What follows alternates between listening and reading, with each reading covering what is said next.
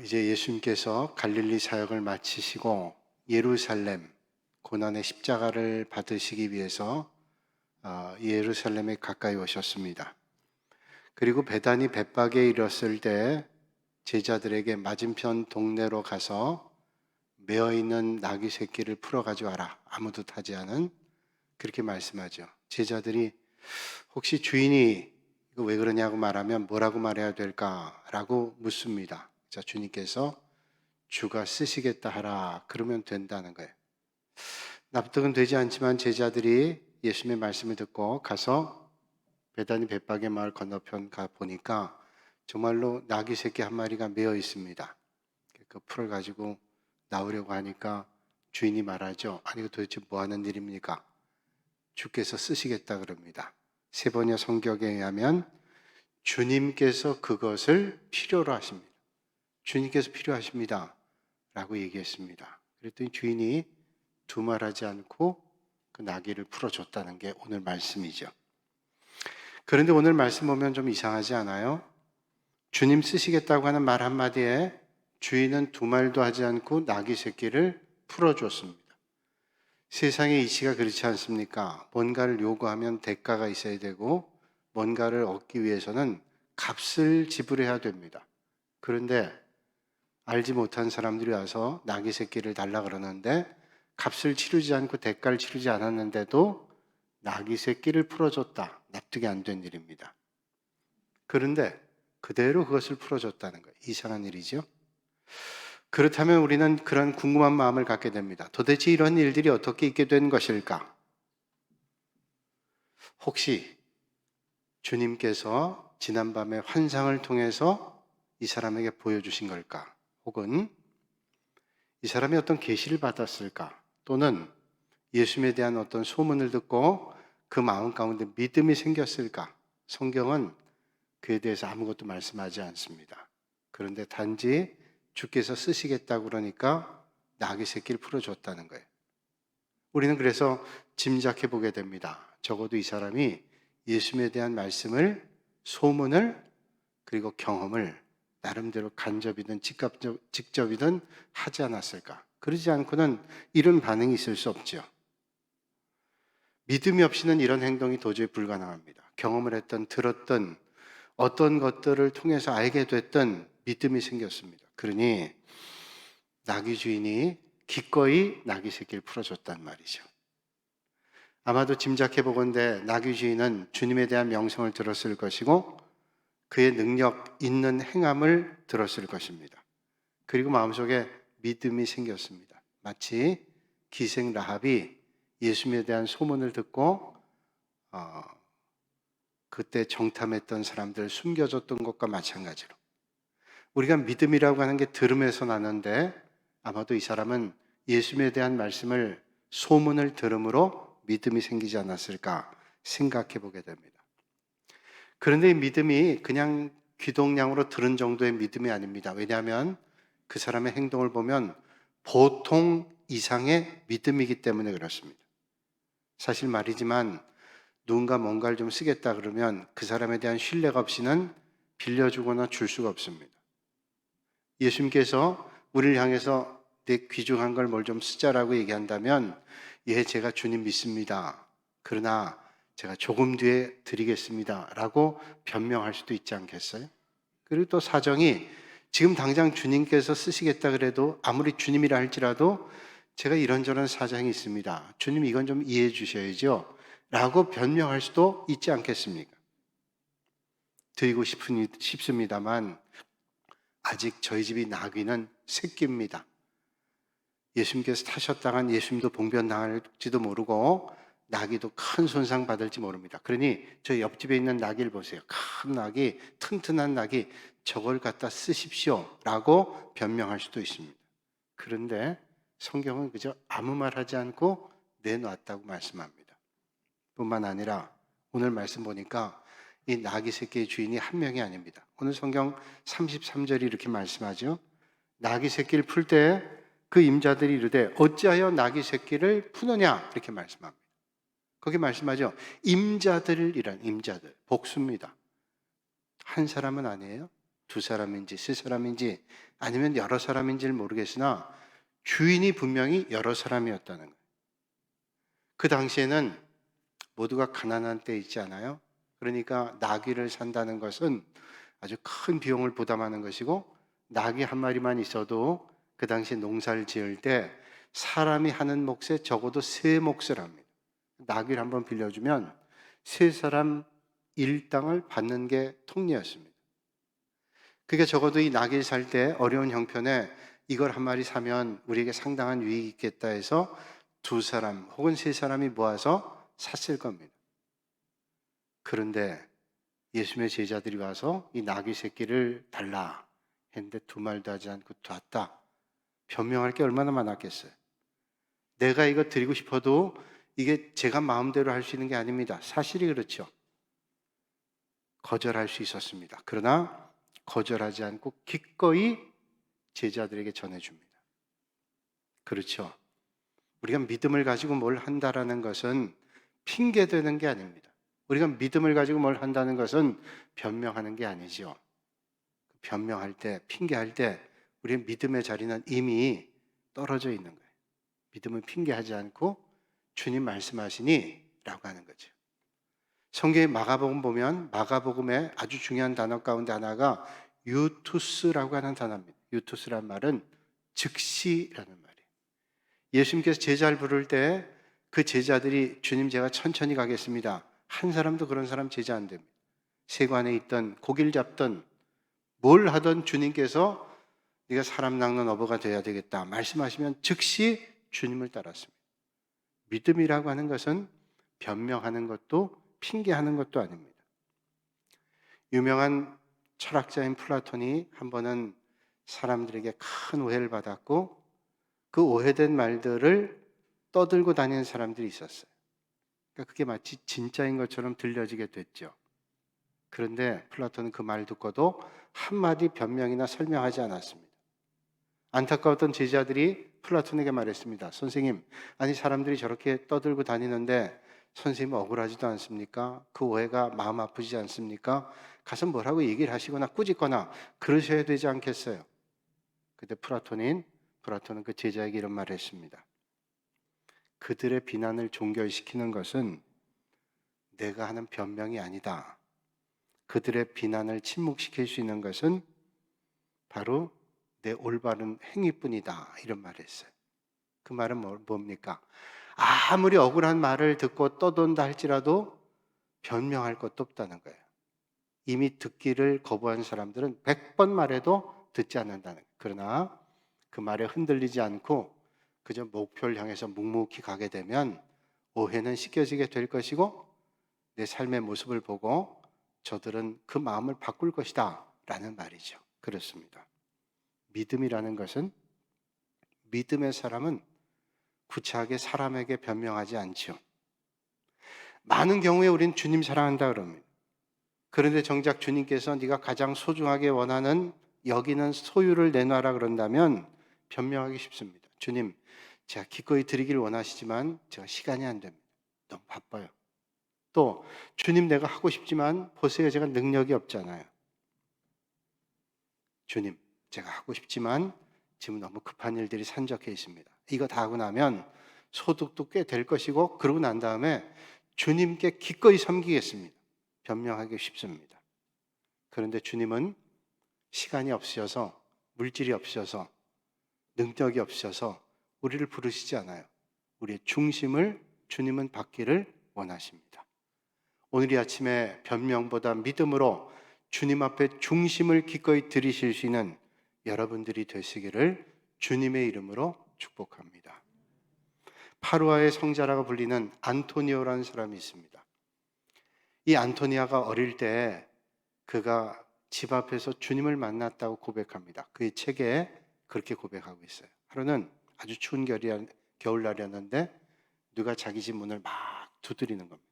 너무 급하게 두들려서 급하게 뛰어나갔습니다. 나가봤더니 추위에 떨고 있는 거린 한 사람이 내다보고 있었어요. 너무 안타까워서 불쌍해서 안토니오가 이런 말을 했습니다. 잠깐 기다리세요. 제 아버지한테 얘기해서 두툼한 겨울옷을 얻어오겠습니다. 그러자 거지가 얘기합니다. 나는 춥긴 하지만 제가 지금 두툼한 외투를 동냥하러 온 게 아닙니다. 그래요? 그러면 아마 시장하신가 보죠. 제가 어머니에게 말씀드려서 따뜻한 음식이라도 좀 내오겠습니다. 그랬더니 거지가 얘기합니다. 예, 제가 춥기도 하고 배도 고프긴 하지만 제가 먹을 걸 동냥하러 여기 오지 않았습니다. 그래요? 의아했습니다. 이 추운 겨울에 추운 것 때문에 그리고 배고픈 때문이 아니라면 저희 집의 문을 왜 이렇게 급하게 두드리셨습니까? 그때 거지가 대답했습니다. 저는 지금 당신의 심장을 원합니다. 안토니오가 그 말 듣고 깜짝 놀라서 몇 걸음 뒤로 걸었어요. 제 심장을 원한다고요? 제가 심장을 드린다면 저는 죽고 말 겁니다. 그러자 그 거지가 어깨에 메고 있던 자루를 내려놓더니 그 자루에서 심장 몇 개를 꺼냅니다. 하면서 하는 말이 이 심장은 사도 바울의 심장이고 이 심장은 마리아의 심장입니다. 그리고 이 마지막에 심장은 성 이그나시우스의 심장입니다. 이들의 심장을 꺼냈다고 이들이 죽지 않았습니다. 이들은 오히려 그 심장을 드림으로 영원히 살고 있습니다. 그때 바로 그분이 거지가 아니라 예수님인 것을 알게 되고 안토니오가 그의 제자가 되기로 결정했답니다.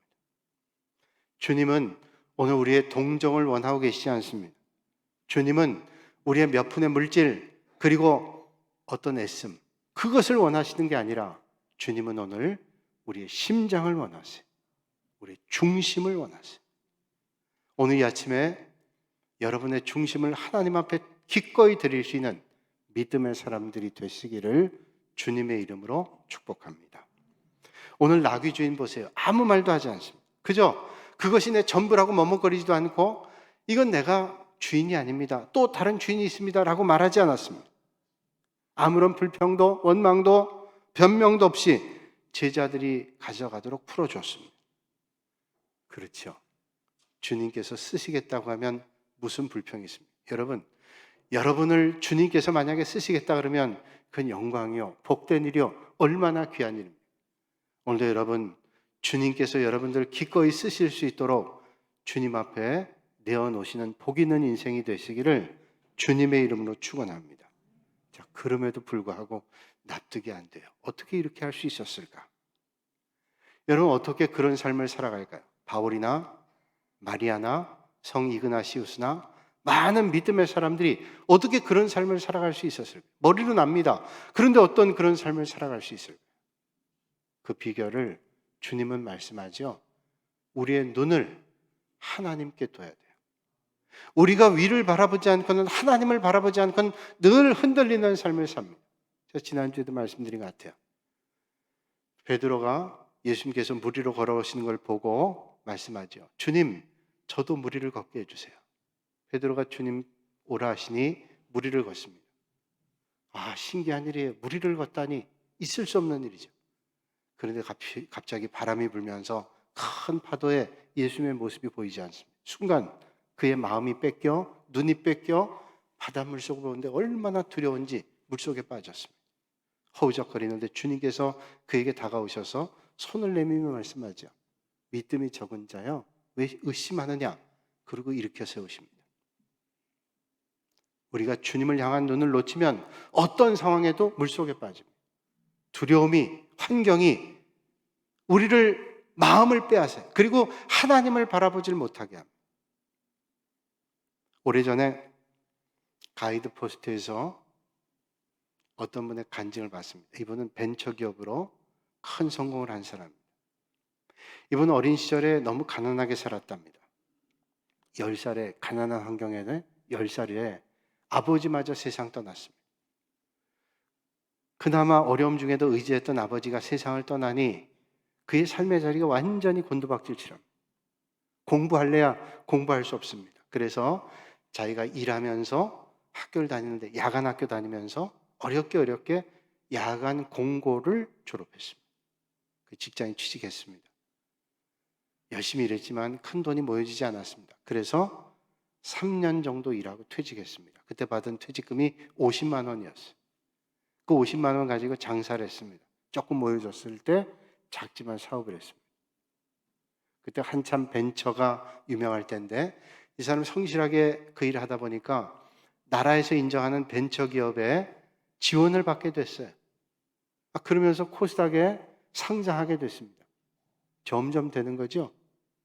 그렇게 10년쯤 하다 보니까 이 회사가 연 매출 100억이 넘는 회사가 됐습니다.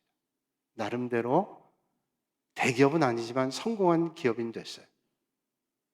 많은 곳의 성공 사례를 발표하게 됐습니다.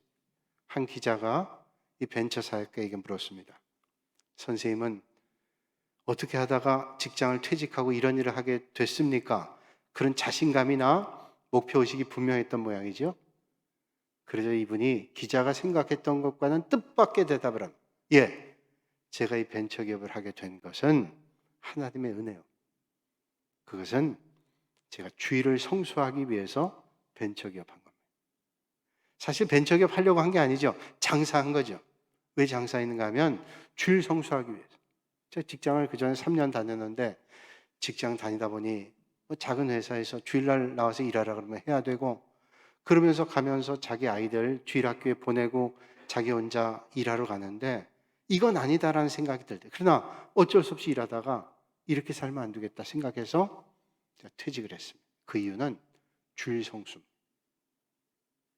그랬더니 하나님께서 은혜를 주셨어요. 제 능력 하나도 아닙니다. 하나님께서 은혜를 주셨어요.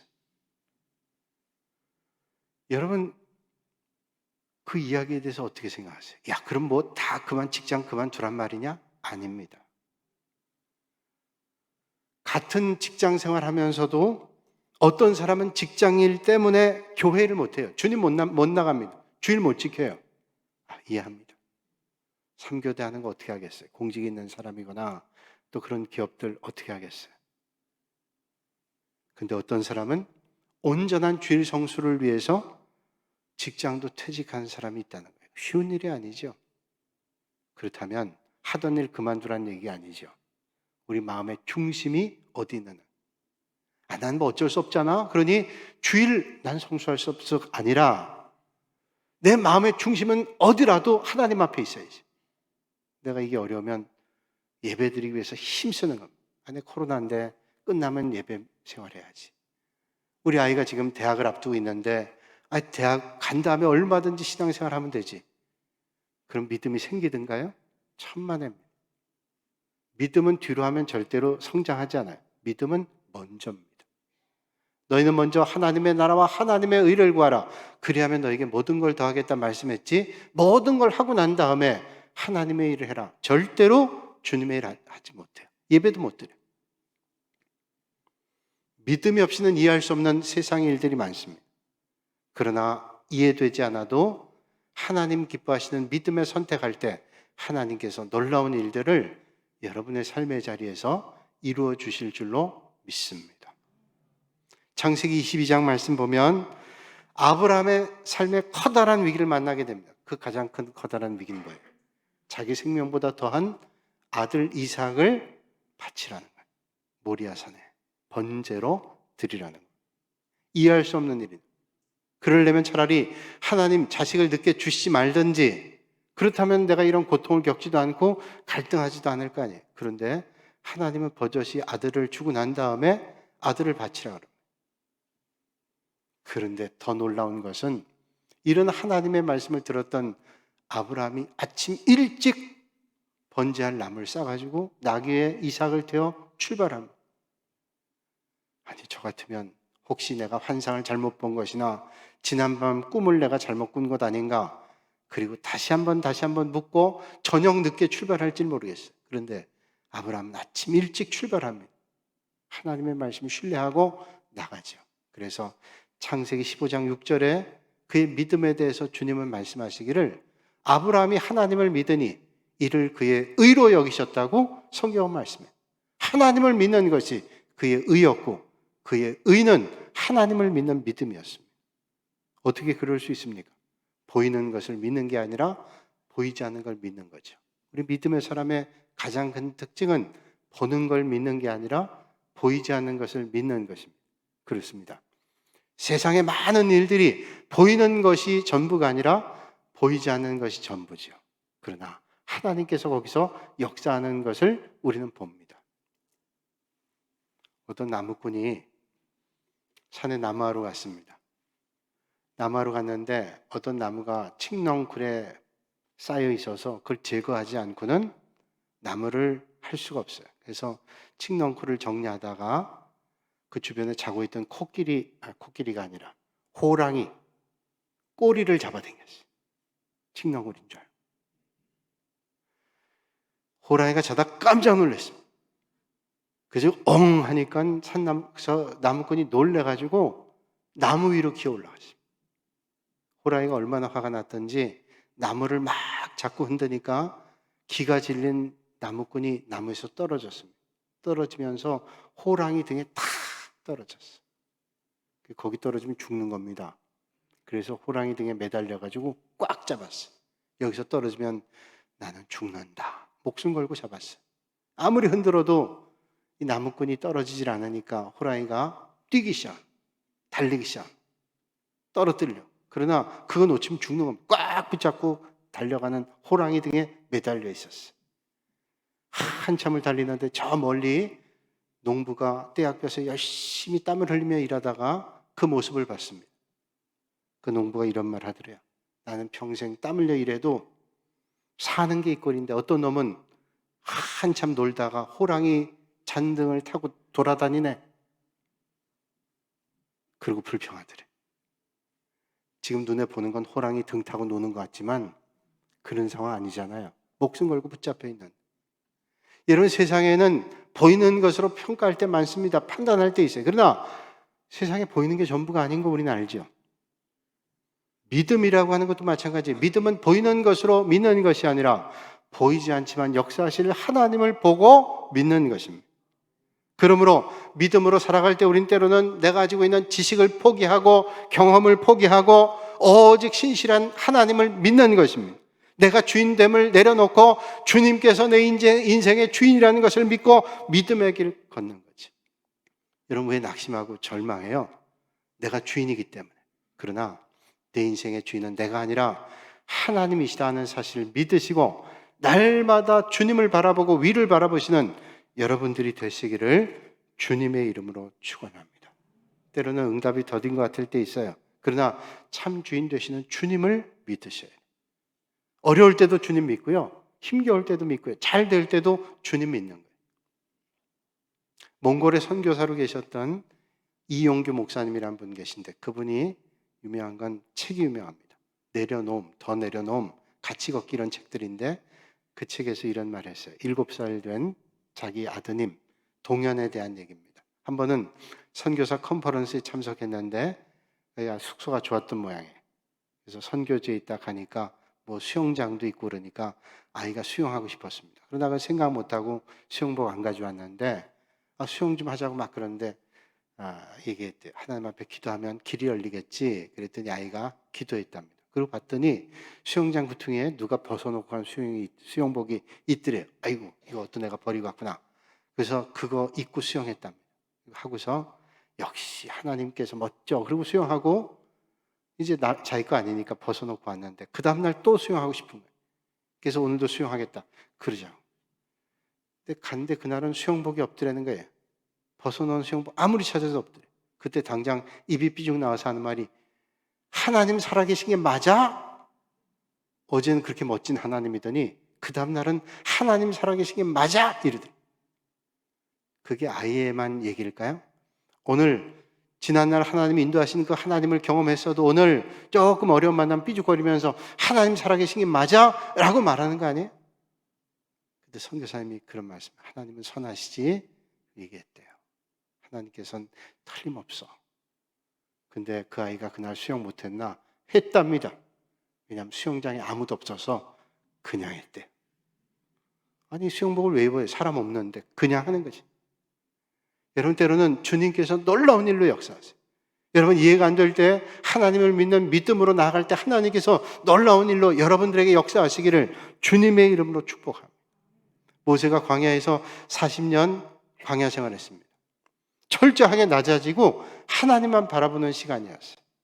신명기 32장 10절에 그의 삶을 이렇게 말씀합니다. 여호와께서 그를 황무지에서 짐승의 부르짖는 광야에서 만나시고 호위하시며 보호하시며 자기 눈동자같이 지키셨도다 말씀합니다. 모세가 광야에서, 황무지에서, 무서운 맹수가 부르짖는 그곳에서 하나님께서 눈동자같이 자기를 돌보시고 호위하시고 지켜주셨대요. 모세가 왕궁에서 있을 때 주님의 인도하심 받은 게 아니라 척박한 광야에서, 맹수가 있는 광야에서 주님의 인도하심 만났습니다. 그때 하나님께서 모세를 들어 쓰시는 거예요. 그가 왕궁에 있을 때 모든 일이 지시만 하면 일사천리였을 겁니다. 그런데 광야는 지시할 사람도 없고 당장 하루 먹을 것이 힘들 때입니다. 그런데 하나님께서 그를 광야로 인도하시며 이끌어 주실 때 비로소 거기서 만나셨대요. 모세는 거기서 정말로 중요한 걸 깨닫죠. 이 세상을 살아간다는 게 절대로 내 마음대로 안 되는구나. 하나님께서 도와주시지 않으면 한순간도 살아갈 수 없구나. 처음에는 애굽의 궁정에서 자기 마음대로 다 할 줄 알았어요. 그렇게 인생이 될 줄 알고 그렇게 유능한 지도자가 될 줄 알았습니다. 그런데 광야에서 정말로 중요한 것을 깨닫기 시작하죠. 나는 절대로 내 힘으로 살아갈 수 없어. 낮아지죠. 그럴 때 하나님께서 그를 들어 쓰십니다. 그때 하나님께서 그를 통해 역사하시는 거예요. 사랑하는 여러분, 이 세상에 있는 많은 사람들이 착각합니다. 많이 배우면, 많은 걸 가지면, 많은 걸 누리면, 권세가 있으면 성공했다고 생각합니다. 심지어는 교회 안에서 믿음이 있다고 하는 사람들도 생각해요. 물질이 있다면, 권세가 있다면, 능력이 있다면, 그리고 많은 걸 가지면, 배우면 성공했다고 생각합니다. 그런데 정말로 그런가요? 세상에서 내가 사업이 잘 되고 물질이 많고 많은 권력을 얻으면 성공하나요? 하나님을 만나지 못한 인생은 아무리 많은 권세와 능력과 물질이 있어도 무너집니다. 하나님을 만나지 못한 인생은 아무리 집을 세워도 모래 위에 지은 집과 같은 사상누각이 돼요. 바람 불면, 파도 치면 무너집니다. 하나님이 없는 인생은 보장할 수 없어요. 창세기 11장 말씀 보면 바벨탑 사건이 있습니다. 사람들이 교만해져서 하나님과 같이 높아지자고 바벨탑을 쌓습니다. 저들은 말하죠. 자, 성읍과 탑을 건설하여 그 탑 꼭대기를 하늘에 닿게 하여 우리 이름을 내고 온 지면에 흩어짐을 면하게 하자. 높아지면 될 줄 알았어요. 주님 뭐라고 말씀하세요? 여호와께서 거기서 그들을 온 지면에 흩으셨으므로 그들이 그 도시 건설하기를 그쳤더라. 하나님 없이 아무리 세워도 하나님이 훅 하면 넘어집니다. 사랑하는 여러분, 우리가 살고 있는 세상을 광야 같다고 세상 사람 말합니다. 때론 물이 없기도 하고 추위가 닥칠 때도 있고 매섭고 뜨거운 열기가 우리를 태울 것 같은 위기도 있습니다. 원망이 일어날 때 있고 어느 순간엔 정말로 한꺼번에 다 무너지는 것 같은 그런 일을 만날 때도 있습니다. 그러나 아무리 광야 같은 삶을 살아간다 할지라도 우리는 잘 살아갈 수 있는 비결이 있습니다. 어디에서도 주님을 바라보시면 됩니다. 어떤 상황에도 주님 바라보시면 돼요. 이스라엘 백성들이 광야에서 천막 밖으로 나가면 만나가 쏟아져 있습니다. 메추라기가 뜹니다. 하나님을 바라볼 때 여러분의 삶의 자리에 그런 역사가 있기를 주님의 이름으로 축원합니다. 오늘 나귀 새끼는 그 주인은 헌신했어요. 두말하지 않고. 믿음이 없이 이해할 수 없는 일들이 세상에 많습니다. 그러나 이해가 되지 않아도 믿음으로 작정하면, 하나님 바라보면 오늘도 역사가 일어나게 되는 줄로 믿으시길 바랍니다. 2차 세계대전 때 독일의 어떤 교회가 공습에 의해서 무너졌습니다. 그리고 그 앞에 있었던 예배당에 앞에 있었던 예수님 동상도 무너져서 땅에 묻혔습니다. 전쟁이 끝난 다음에 교인들이 와서 예배당 새로 졌습니다. 그리고 땅을 파다가 예수님의 동상을 발견했습니다.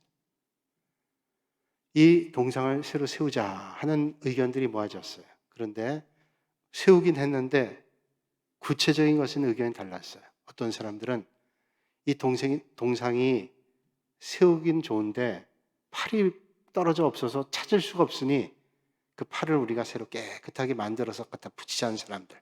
또 어떤 사람들은 그럴 것 없이 우리 예배당 새로 졌으니 동상도 다 녹여서 새로 예수님 동상을 멋지게 세우자는 사람들, 뭐 이런저런 얘기들이 있었어요.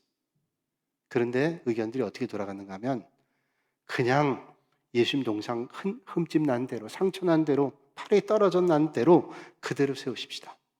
그러면서 그 교회 연세 많으신 지혜로운 성도님이 이런 제안했습니다. 세워놓고 밑에다가 이런 글을 답시다. 주님의 손이 여기 있습니다. 바로 저와 우리들이 주님의 손이 되겠습니다. 아무리 상처난 예수님 상이라 할지라도, 주님의 손 떨어져 있다 할지라도 제가 주님의 손, 주님의 귀한 일들을 하겠습니다. 사랑하는 여러분, 오늘 주님은 우리에게 뭘 원하실까요? 주님 우리에게 우리의 손을 원하십니다.